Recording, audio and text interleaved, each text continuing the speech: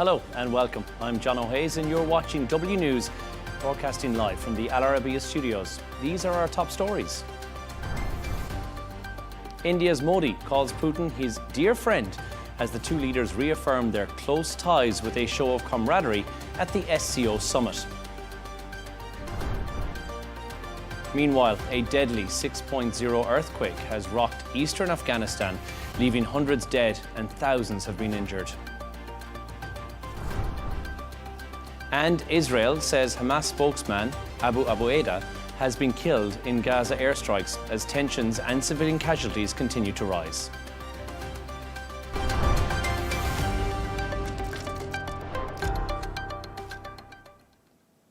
Leaders from over 20 countries have gathered in Beijing for the Shanghai Cooperation Organization summit, where Xi and Putin promoted a new global order prioritizing the global south.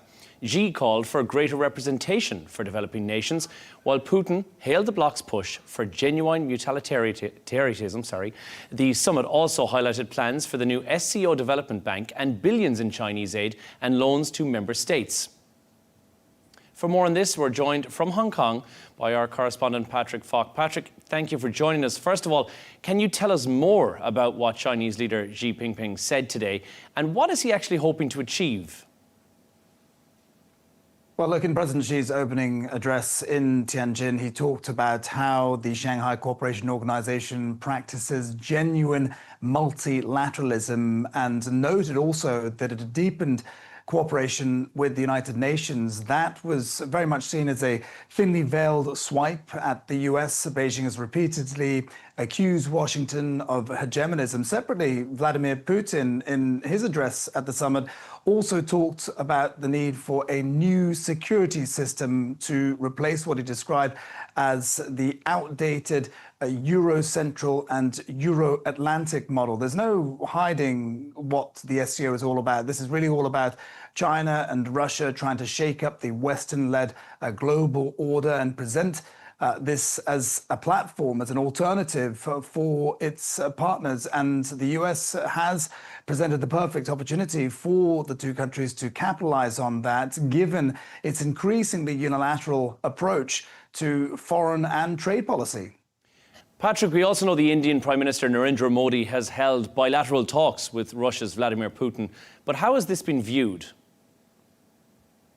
Yeah, well, power optics is a phrase that has been used a lot over the last couple of days. That's been very much at play as far as Prime Minister Narendra Modi is concerned. And what we've seen over the last couple of days, you may even argue, has been choreographed to a certain extent. You talked about that camaraderie and those mentions of close friendship earlier on in his meeting with Vladimir Putin today. He also said that the two countries should stand shoulder to shoulder to try and enforce global stability. And Beijing and Moscow's embrace of India really has been noted, and it will send a very strong signal to Washington. In addition to that, we've seen plenty of handshakes and smiles and huddles between those leaders. So again, this is really sending a message to Washington about what a closer relationship between New Delhi and Moscow and Beijing will look like. And this is all happening at a very important time for China. This is a very important week. Tell us more about that, Patrick. Yeah, that's right. Not least because this has grown to become the largest regional bloc in the world, accounting for the largest segment of the population in terms of regional blocs. But also there are plenty of events that are going on besides this summit. There is a bilateral meeting that's going to be taking place between President Xi and Vladimir Putin tomorrow. That's no doubt going to be closely watched, but also because China marks the 80th anniversary of the end of World War II on Wednesday with a Victory Day celebration. So it's going to be a very important occasion, and it's going to be notable how many of the leaders that are attending the summit in Tianjin will be present in Beijing for that all-important day. But as far as the SCO is concerned, this is an important opportunity for China to present its multipolar vision of the world. And President Xi says that it's also an opportunity to raise the level of this forum. At the gathering of the Shanghai Cooperation Organization in Tianjin were heads of states from more than 20 countries, as well as leaders of 10 international organizations. For China, an important moment to burnish the bloc's embrace of multilateralism. We've taken the lead in proposing the global governance concept based on consultation, joint contribution, and shared benefits, practicing genuine multilateralism, deepening cooperation with the United Nations and other international organizations, and constructively participating in international and regional affairs, always standing on the side of international fairness and justice. Originally formed as a security bloc, the SCO has evolved to include economic and military cooperation and expanded to become the largest regional grouping in the world by population. Analysts say that scale presents powerful optics, but the organization also faces skepticism for perceived lack of substance.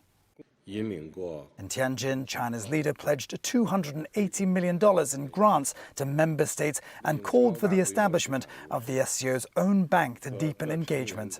He said members must take advantage of this mega-scale market and complement one another's strengths. The bloc's engagement with Indian Prime Minister Narendra Modi in particular has been closely watched. He was seen chatting and laughing with his Russian and Chinese counterparts. Beijing is seeking to put a bitter border dispute with New Delhi behind them and turn the relationship into one that is mutually beneficial. In recent days, the two sides agreed to restart direct flights following a 5-year freeze. It will be really helpful for the in general people, because the business, the trade and the communication, as a tourist, there's a lots of opportunity for the China and India, both of them. Strained ties between Washington and New Delhi after the Trump administration imposed punitive tariffs against India for its purchases of Russian oil adds impetus to its alignment with the SCO. Amid heightened global divisions and the US's increasingly unilateral approach to trade and foreign policy, China is poised to capitalize and position itself as a reliable partner and alternative to the Western-led global order. Patrick Falk, Al Arabiya English. Thank you, Patrick Falk, in Hong Kong for us. Now let's take a look.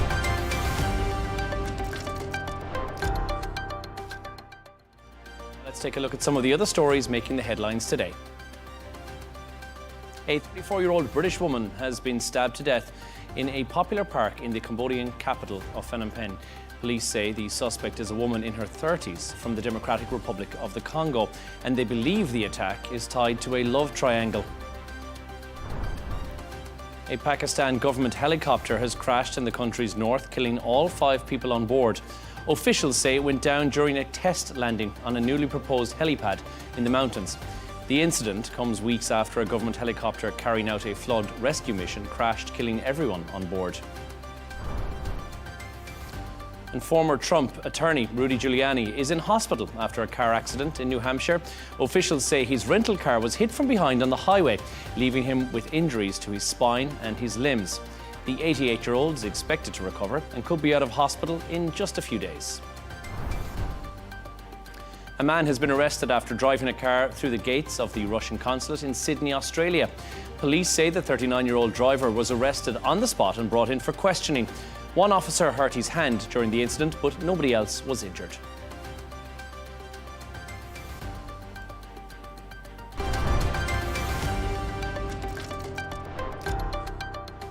Now let's take a look at some of the top business news of today.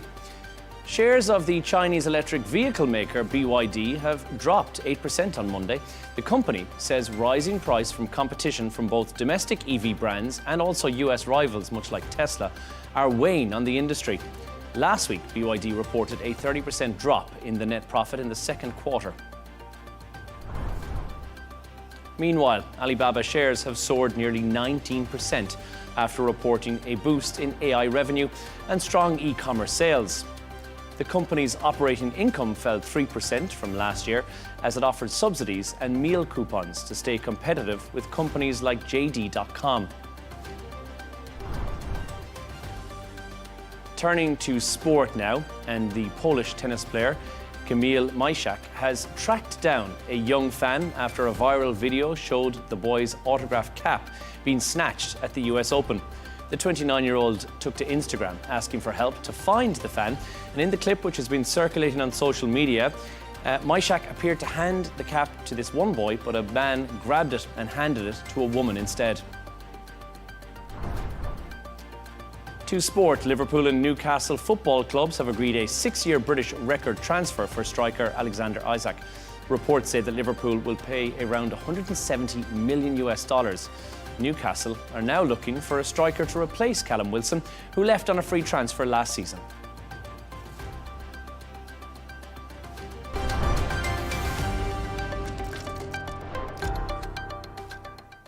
Now, a strong 6.0 magnitude earthquake has hit eastern Afghanistan, killing at least 800 people and injuring over 2,000. Rescue teams are racing to reach remote mountainous areas, but landslides along with damaged roads are slowing their efforts down. The quake was felt across the region, including in neighbouring Pakistan, and aftershocks are continuing to shake communities who are already struggling with severe humanitarian challenges. For more on this story, we're joined from London by former Afghan Minister of Interior Affairs, Mohammed Omar Dawdzai. Mohammed, first of all, thank you for joining us. Reports of more than 800 feared dead. Entire villages, from what we're seeing, have been destroyed. But what's the latest that you're hearing on the ground in terms of the rescue and relief operation? Well, yes, it's a major disaster that people of Afghanistan have faced it. People are already in trouble with poverty, with prolonged war, and countries isolated. And this particular region that's hit by earthquake is the most isolated within the country. It's very hard to reach area, Kunar province and the 3 other provinces and areas around it. This has always been difficult to access area. So in terms of rescue and relief, there's been difficulties, but the villages around, the affected villages, people have rushed to the help of others. They have extracted people from rubbles, and they have cooked meal and have taken the meal to ready-made to meal to the affectees. Let's talk about the access challenges, Mohammed, for a moment. The quake has struck a very remote area. We are hearing now that landslides have cut off routes as well. This is making it a lot harder for aid agencies to get help to those who need it most, I'm guessing. Yes, it is true. It's landslide and it's rock slides. And that has caused most of the devastation because those villages are on mountain sides, on hillsides, in the rocks that are falling from above. That has caused most of the destruction, and they have blocked the access road. But there are many villages or a lot of that area that doesn't have a road access.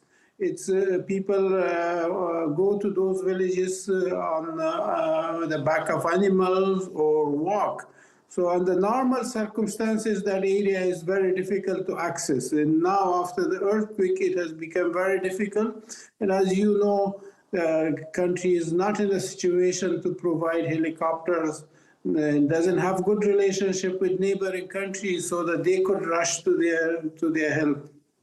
We haven't seen a natural disaster of this magnitude under the Taliban administration just yet. So how well equipped are the Taliban to handle a disaster of this scale? Are international groups able to operate freely right now to get to people who need it most?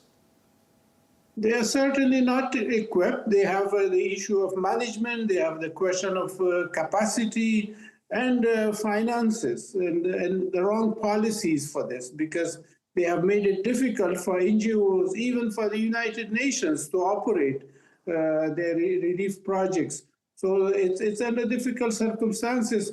I hope this incidents change their behavior and allow NGOs in UN to operate and provide the rescue and relief to the affectees.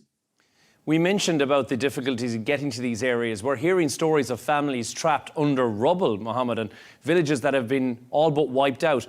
What does this mean for the already vulnerable Afghan communities who've been affected? You know, in those villages, houses are made of mud and wood, and they're usually single story, double, or maximum 3 stories. And those are the lower story, they are on the rubbles, on the woods, and on the mat that's on the top of them. The villagers are trying to rescue them with the little equipment they have, which is not enough. And I also saw pictures and reports locally that families that are entirely killed or one survived out of 10 or 12 family members. And they have difficulty to bury those deads. And the injuries are also very difficult to take to hospital because the closest proper hospital is in Jalalabad city, which is 100 miles away from Kunar. And only helicopters can get those injuries quick enough. And I think only 2 helicopters are available from Taliban because they don't have the necessary assets. We're hearing about aftershocks as well, which are continuing to take place. And you mentioned briefly the hospitals there as well, Mohammed. Are they already stretched to breaking point? And would more aftershocks with catastrophic effects potentially cause a cascade down towards the healthcare service currently in operation in Afghanistan? Yes, I hear that there was a 5-degree aftershock that also caused rock slides and that scared away the rescue workers and made difficult the access. And the hospitals in the Kunar capital, the capital of Kunar, and also in Jalalabad, they don't have the capacity to entertain 2,000 or 2,500 injured. So there has to be makeshift hospitals provided by aid community. Are you concerned that the West may in somewhat turned a blind eye to the fact that this is happening in Afghanistan under Taliban administration? Because the West very quickly runs to the aid of many countries when they face a natural disaster. Are you hopeful that the same will happen for this? I think many countries or most countries in the region have offered assistance, and the West would also offer assistance in the long run. But the immediate one has to come from the neighboring countries and countries in the region. And they have all offered their assistance. But I hope the Taliban change their policies, let the international NGOs to operate freely, let the Afghan NGOs to also operate freely so that the aid can get to the needy people. And let me mention to you that the worst affectees are women and children, which are already affected by bad policies of Taliban. And now in the middle of the night in the earthquake, some of the men jumped out and they left the women and children behind. And they are all on the rubble. So the survivors I saw were men. And he was saying, my wife and all my children are dead. There are many examples of that. So, and Taliban's policies are always against women. So they will have to change so that the aid community come and help under this one, and also to prepare for future. Afghanistan is a disaster-prone zone. There are floods, there are earthquakes. You said this is the biggest. Yes, this is the biggest, but this is the third earthquake that has caused damage within this year in 2025. So the country is a disaster-prone, but Taliban doesn't have the right policy, doesn't have the right capacity, and those who were trained in the 20 years on the Republic, they dismissed them and they all left the country. So basically people without experience, management experience, technical experience, they're all in charge. Mohammed Omar Dadzai, the former Afghan Minister of Interior Affairs in London, thank you so much for joining us.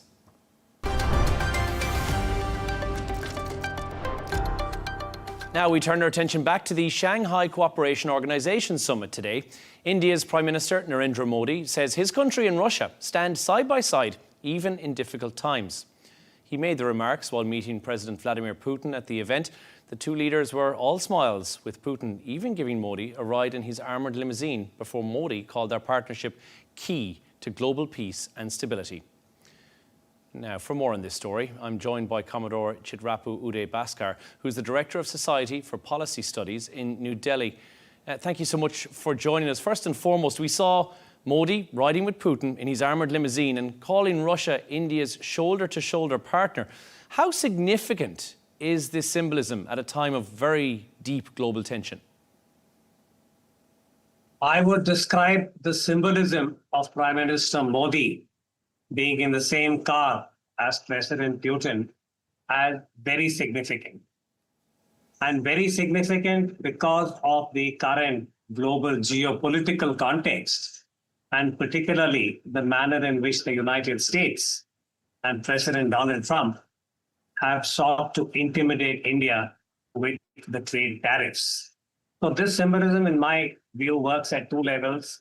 One is India, I think, is sending a strong signal to the world and President Trump that the relationship with Russia is an important one and India remains committed to it. And second, for President Putin, if I may add, at a time when the United States and its allies have sought to ostracize him, and they have used some very strong language against him because of the war in Ukraine, he is now back in global focus, particularly in China at the summit that President Xi is hosting. So I think this is significant symbolism, both for President Putin and for Prime Minister Modi. Commodore Bhaskar, India and China remain among the biggest buyers of Russian crude oil. That's despite the US tariffs that we've seen in the last weeks and months. How central is this energy relationship to India's foreign policy right now? The energy determinant or the energy issue is very central to India's foreign policy now, because this is the trigger that President Donald Trump has used to impose tariffs on India, which India has said are unjustified for a variety of reasons. Because number one, India is not the largest importer of oil from Russia. Paradoxically, it's China. But I think the foreign policy principle for India is that it will act in a manner that its own national interest impels it to do so. In this case, to buy oil from a source that is viable in terms of the price and which is strategically the most optimum option, in this case, Russian. So for India, energy is a very important aspect both of its foreign policy and the principles that it has always espoused for years on end, that it will not be intimidated when its national interest is at stake. The second point, if I may add, this particular energy policy of India has also contributed to the larger global good, meaning that if India had not imported oil from Russia, which, by the way, the Biden administration had encouraged India to buy oil from Russia so that the global oil price would stabilize. There is a very important report which has indicated that because India was buying oil from Russia, the price is around $65 per barrel. If India had not bought this oil, the global oil price would have gone upwards of $95, and that would have led to a very serious economic and financial crisis for the whole world. So in that sense, I think the energy issue is very significant for India and for the world. It's a very fine balancing act that we're seeing here, Commodore Bhaskar. With Modi meeting both Putin and Xi on the sidelines of the SCO, how is India managing this very delicate balancing act? You have to maintain close ties with Moscow, you have to also engage with Washington and, of course, with the West. How has that all been managed? Historically, India has always opted to maintain this fine balance. If you go back to the Cold War, when we had the United States and the former Soviet Union, India chose to remain non-aligned. Yet it maintained very close relations both with Moscow and Washington. This was during the Cold War. After the end of the Cold War, India was able to improve its relationship with Washington in 2008, once the nuclear issue was resolved. But still, it was able to maintain the relationship with Moscow, particularly for the military inventory. And this was something that Washington was able to accommodate. And I think this has been a characteristic of India, that it has been able to forge strong partnerships, but it did not want to become a military ally or a camp follower. And I think that has been one of India's traits, both politically and diplomatically. But I must add that it's being severely tested now because of the kind of policies that President Donald Trump is now pursuing. And much of it, if I may say so, based on what American political commentators have said, it seems to be a kind of personal pique that India did not accept his formulation about ending the war with Pakistan, and therefore making him a candidate for the Nobel Peace Prize. So I think this is a very, very unprecedented, unexpected turbulence in the India-US relationship. But hopefully both sides will be able to find a modus vivendi. As you mentioned, not necessarily a military ally, but Narendra Modi has publicly supported a peaceful settlement in Ukraine. Do you think this statement at this summit specifically marks a stronger positioning by India on the war, or is it more about optics? No, I'd say that the Indian position on the war in Ukraine has been consistent. Because if you recall, Prime Minister Modi, the first public statement that he had made about Ukraine was when he told Russia, President Putin, that this is not a time for war. This was at a previous summit. And from then to now, I think this is one of India's USPs, that it is able to maintain a relationship and a communication link, both with Moscow and with Kiev. So I think Prime Minister Modi's articulation of this is a signal at the SCO summit to the world, to Russia, to China, and I think to the United States and the allies, that India remains a voice for a peaceful resolution of the war in Ukraine. So that is part of the balancing, delicate act that you had referred to. Commodore Bhaskar, thank you so much for joining us on W News.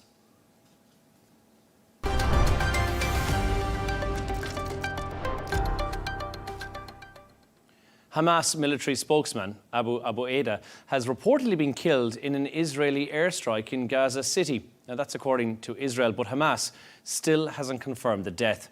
The strike hit a residential building in the densely populated Al Rimal neighbourhood, killing at least 7 civilians and injuring 20, including children.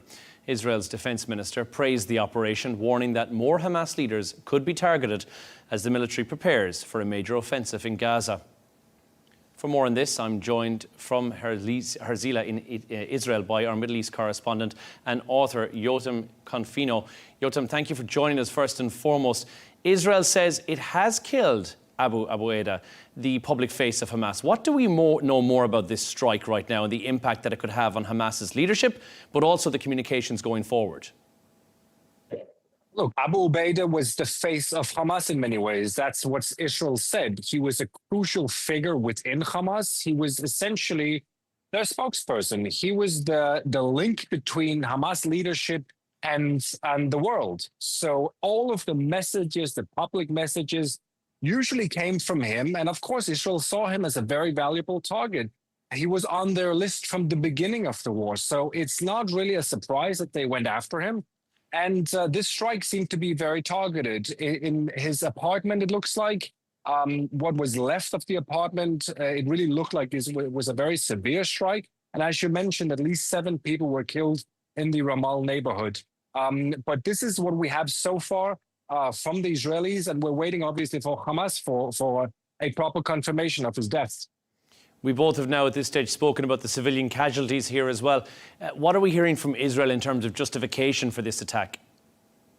Look, I think it's very important for everyone to understand that when you go out and kill your enemy, there will most likely be civilian casualties. But in terms of how you can justify it and how many civilians, it's really a case-by-case basis. So according to international law, you can go after your enemy high-value targets and still have civilian casualties. And for Israel, they say that this is just the name of the game. When Hamas are hiding behind civilians, there will always be civilian casualties. But I think a good way to try and zoom out a bit and try to compare it to other situations is that, for example, when NATO bombed the Serbian state TV and radio channel in 1999 in Yugoslavia, they killed 16 civilians. And the radio channel and the TV channel was only out of function for about 3 hours. Now, that seems like a very, very aggressive attack, but the International Tribunal for Criminal Tribunal for the former Yugoslavia found that there was no grounds for this to be called a war crime or to even open an investigation. So even though it seems very cynical to say that civilians, such as in this case, will be killed, this is just the name of the game in international law. Civilians can get killed whenever there is a high-value target that the enemy is going after. Yotam, we're hearing that Israel's defence minister has warned that many more Hamas leaders will be targeted as part of the Gaza City campaign. So how does this strike fit into that broader Israeli strategy? Look, it's really one long campaign. Israel has tried to decimate and destroy Hamas leadership from the beginning. And they've gotten the top of the top so far. Ismail Haniyeh, Yahya Sinwar, his brother Mohammed Sinwar. Now what we're looking at is really the remaining leadership outside of Gaza. And that, I would say, comes down to 5 crucial people. It's Nitzar Abdallah, Mohammed Darwish, Sahir Jabarin, Khalil al-Haya, and Khaled Mashal. They are the 5, I would say, most important Hamas figures currently residing outside of Gaza. Some of them are in Qatar, but some of them are also in Turkey. And I believe that those who reside in Turkey should really think twice before they leave their apartments, or they should really, be worried, because Israel could go ahead and target some of those in Turkey. I don't think they're going to go after Hamas leadership in Qatar, simply because Qatar is such a crucial mediator in the ceasefire negotiations, and it would cause a huge diplomatic crisis if they did. But Turkey and Israel are already on very bad terms. So I believe that the next target we're going to see is probably going to be in Turkey. Of course, we can speculate on what the next target may be, but in Tel Aviv, we are hearing of Israelis who are calling for a ceasefire. Families of hostages who are saying the government's response is totally unbalanced. And how is the Israeli public, aside from that, reacting to the escalation that we're seeing today? Look, every Israeli here has an opinion on the war. And most Israelis at this point are fed up with the war for many different reasons. First and foremost, because they believe that the lives of the hostages are in danger, and we know that that's a fact. So I think yesterday, when they started hearing reports about the Israeli Security Cabinet not even discussing the deal that's on the table, the 60-day ceasefire that Hamas agreed to, that was a huge disappointment for them, because they know that any day now, if Netanyahu and the cabinet decided to, they could enter a ceasefire, a 60-day ceasefire, and get out 10 living hostages and 18 dead hostages. But Netanyahu made it clear in the cabinet meeting that it is simply not an option now. He will not go into a partial deal. In fact, he said Donald Trump has given him the green light to go full force to finish the job in Gaza and not even think about a partial deal. So many Israelis are extremely worried, very disappointed, and they're essentially just waiting for the Israeli army to go into Gaza City. We are, of course, remembering that there is the huge humanitarian loss on ground for people who are in Gaza and the Palestinian community there. Another flotilla is now sailing from Barcelona to Gaza. The big question is, will it succeed in breaking Israel's blockade? Will it deliver the aid in the much-needed areas? I would be very, very surprised if they managed to break the Israeli siege. Look, the Israeli Navy know that they're coming. They are prepared. And even if it's dozens of vessels, they are tracking them. So what's going to most likely happen is that Israel is going to intercept them probably before they even really enter Israeli waters. And then they're going to bring them back to Israel and either deport them, or, according to Israeli media, the national security minister is looking to actually throw them into detention centers in areas where terrorist suspects usually go in, to give them a harsh treatment, to deter them from doing this again. So I really don't think that Palestinians in Gaza should be waiting or holding their breath to get any sort of help from these vessels, because they will most likely be intercepted by the Israeli Navy. Jotam, let me get your thoughts on this. The International Association of Genocide Scholars said that Israel's action in Gaza meet the UN definition of genocide. How do you think this is going to influence international legal or, in fact, political responses? It's been 2 years of conflict and continuing rising civilian deaths. Look, it's only going to add more pressure on Israel. Virtually every country in the world at this point is somehow pressuring Israel to either enter the ceasefire or end the war, and others are calling for sanctions against Israel. So this particular report will, of course, do more damage to Israel. It will be used by a lot of Israel's enemies to say, see, this is what we've told you all along. You know, it's not just this organization. Amnesty and other organizations have also said that Israel is committing genocide. But I think it's also very important to explain to the listeners that the ultimate authority on this, at least to those who subscribe to international law, is, of course, the International Criminal Court of Justice. So even if this organization says that there is a genocide committed, it's not going to be something that's going to be earth-shattering for Israel. But of course, it adds more pressure, and Israel is already facing immense pressure, especially from the European nations. There's also, of course, 200 outlets, media outlets, protesting the killing of journalists on the ground in Gaza. What does this say about the dangers of reporters and what they're facing on the ground there, and also press freedom in Gaza? Look, press freedom in Gaza is non-existent, and that's not only because of Israel not allowing journalists to go in. It's because Hamas is ruthless. Hamas is not allowing free press in there. Anyone in Gaza who dares speak up against Hamas will either be threatened or beaten, or in some cases also get killed. And it's not me saying this. This is the Committee to Protect Journalists that have compiled a report on this. But in terms of Israel not allowing journalists into Gaza, this essentially leaves a huge knowledge gap, and it leaves the job of telling the world into local journalists who are facing very difficult situations. Most of Gaza is in rubble. They are always in danger of Israeli airstrikes, and they have on top of that a terror organization threatening them if they dare actually report on both sides of this. So it's a horrendous job to be a journalist in Gaza today, probably one of the worst places on earth really to try and report what's happening. Do you think Israel at any stage will leave journalists in, or is the security concern far too great at the moment? I think once there's a comprehensive ceasefire, once the war is over, journalists will, of course, have to be allowed to go in. Israel will not be able to justify the blockade of journalists after a ceasefire. It makes absolutely no sense. One of the reasons why Israel is not allowing journalists to go in right now is because the amount of international journalists that would be in danger at any given time would be a huge headache for Israel, because most of Gaza has at some point been a war zone. And Israel could not take those lives into consideration while trying to fight the enemy and trying to get the hostages out. So instead of having CNN and New York Times reporters killed left and right because they were at a wrong place at a wrong time, Israel simply decided to shut the borders. But of course, for us journalists, that's a nightmare. We want to be there. We want to report what's happening from inside Gaza. Yotam Confino in Israel, thank you so much for joining us. Thank you. Mass protests in Indonesia over allowances for lawmakers have escalated after a delivery driver was killed by police with a vehicle.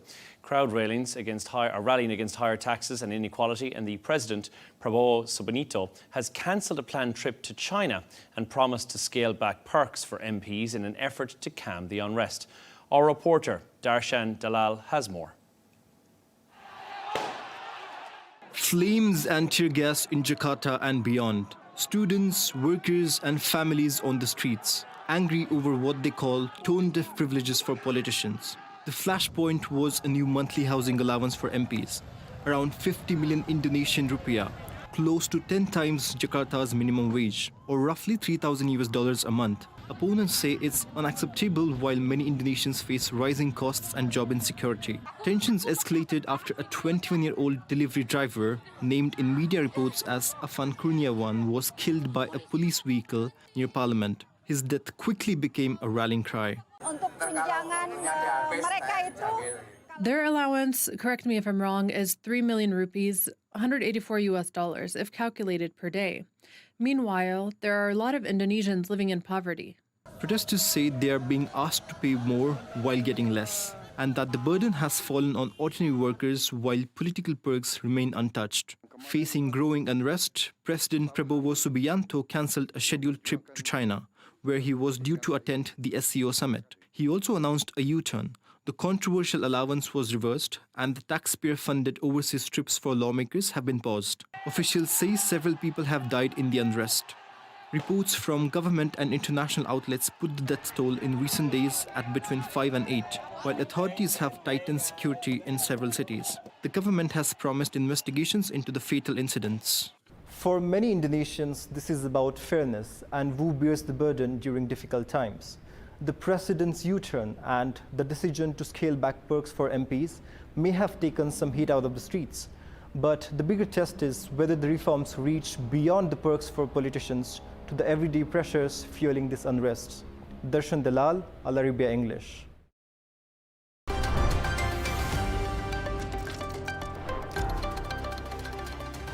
A reminder of our top stories. India's Modi has called Putin his dear friend as the two leaders reaffirmed their close ties with a show of camaraderie at the SCO summit. Meanwhile, a deadly 6.0 earthquake has rocked eastern Afghanistan, leaving hundreds dead and thousands have been injured. And Israel says Hamas spokesman Abu Eda has been killed in a Gaza airstrike as tensions and civilian casualties continue to rise. That's all from us on W News. Don't forget, as always, you can subscribe to our YouTube channel. You can follow us on X. The Real Deal with Tom Burgess-Watson is on the way next. And we'll be back in just a couple of hours with W News Extra. Goodbye for now.